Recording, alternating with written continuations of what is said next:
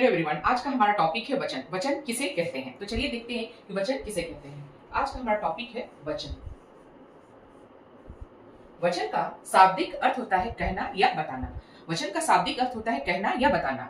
इसका शाब्दिक अर्थ होता है, वचन का शाब्दिक अर्थ है कहना या बताना। वचन किसे कहते हैं? तो संज्ञा या सर्वनाम के जिस रूप से एक या अनेक का बोध हो उसे हम लोग वचन कहते हैं। संज्ञा सर्वनाम विकारी शब्द हैं, तो विकारी शब्द के समूह से अगर एक या अनेक का बोध हो तो उसे हम लोग वचन कहते हैं। विकारी जैसे संज्ञा और सर्वनाम। संज्ञा सर्वनाम के जिस रूप से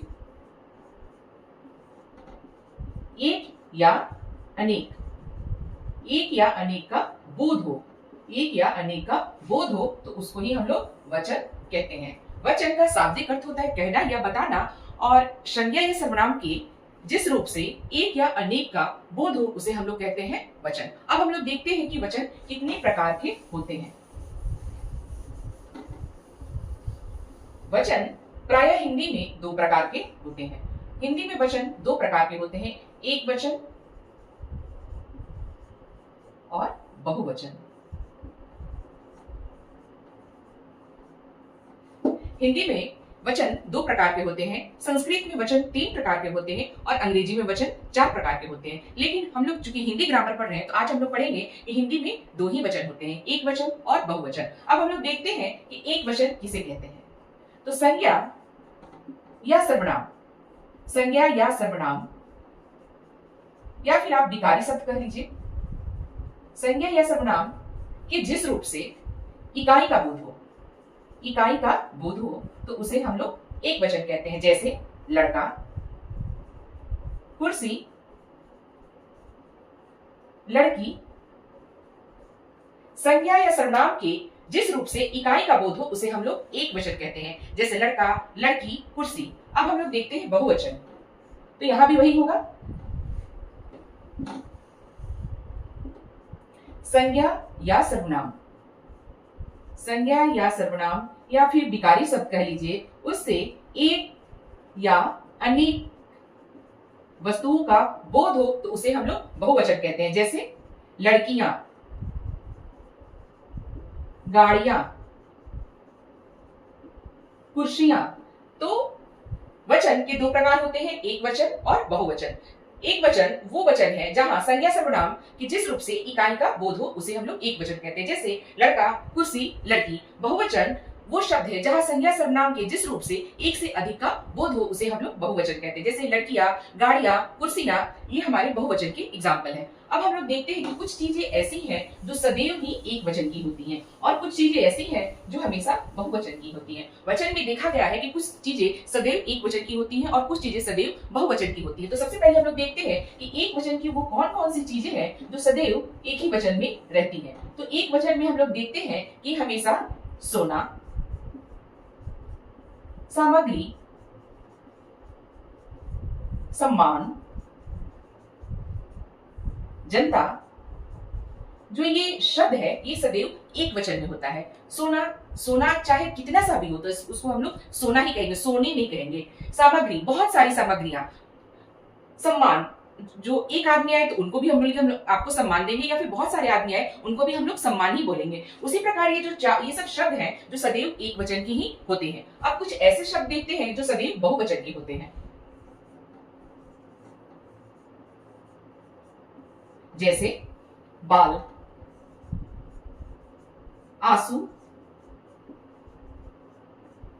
प्राण, होश। ये जो शब्द हैं ये हमेशा बहुवचन के होते हैं। हमारे बाल एक नहीं अनेक हैं, लेकिन हम लोग फिर भी बोलते हैं मैं बाल कटवा के आ रही हूं।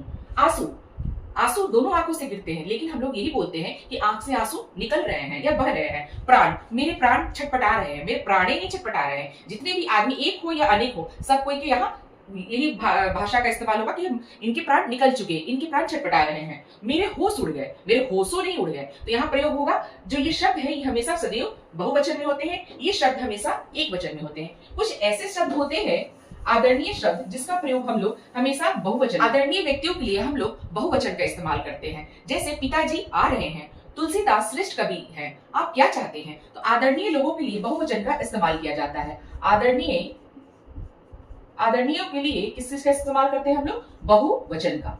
आदरणीय लोगों के लिए बहुवचन का इस्तेमाल करते हैं। जैसे पिताजी आ रहे हैं, पिताजी एक ही है लेकिन यहाँ हम लोग बहुवचन का प्रयोग करेंगे। पिताजी आ रहे हैं। तुलसीदास श्रेष्ठ कवि थे।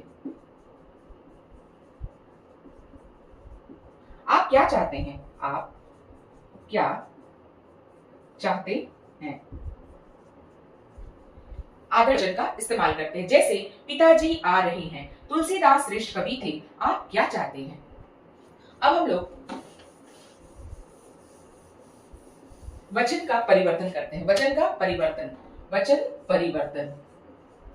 का परिवर्तन करके कुछ एग्जाम्पल देखते हैं कि वचन का प्रयोग हम लोग अपने जीवन में किस प्रकार करते हैं।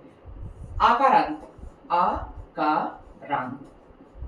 पुल्लिंग, आकारांत पुल्लिंग का हम लोग आज लिंग परिवर्तन करके देखते हैं। जैसे आकारांत कुत्ता, घंटा, इसका होगा चीते, कुत्ते और घंटे। वचन परिवर्तन में आकारांत पुल्लिंग का हम लोग कुछ वचन परिवर्तन करते हैं, जिसमें चीता का एक वचन, इसका बहुवचन बताएंगे तो चीते, कुत्ता का एक वचन जब बहुवचन बनाएंगे तो कुत्ते, और घंटा का एक वचन जब बहुवचन बनाएंगे तो घंटे। लेकिन कुछ ऐसे शब्द हैं जिनका रिलेशन वाले जितने भी शब्द हैं, रिलेशन वाले जो शब्द हैं उसमें बहुवचन नहीं होते। उसमें रिलेशन वाले शब्द में बहुवचन बिल्कुल नहीं होते, बहुवचन नहीं होते। जैसे नाना, दादा, बाबा, मामा, फूफा। ये जो शब्द है, रिलेशन वाले जो ये शब्द है, इसमें बहुवचन का इस्तेमाल नहीं होता है। अब हम लोग देख इकारांत शब्द का वचन में परिवर्तन। जैसे रीति, तिथि, तो इसका जब हम लोग बहुवचन बनाएंगे तो इसका हो जाएगा रीतियां, इसका हो जाएगा तिथियां। इसी प्रकार हम लोग देखें कि वचन किसे कहते हैं। वचन का शाब्दिक अर्थ होता है कहना या बताना। वचन किसे कहते हैं? संज्ञा सर्वनाम के जिस रूप से एक या अनेक का बोध हो उसे हम लोग वचन कहते हैं। वचन के कितने प्रकार हुए? तो वचन के 2 प्रकार हुए, एक वचन और बहुवचन। एक वचन में इकाई का बोध होता है और बहुवचन में एक से अनेक शब्दों का बोध होता है।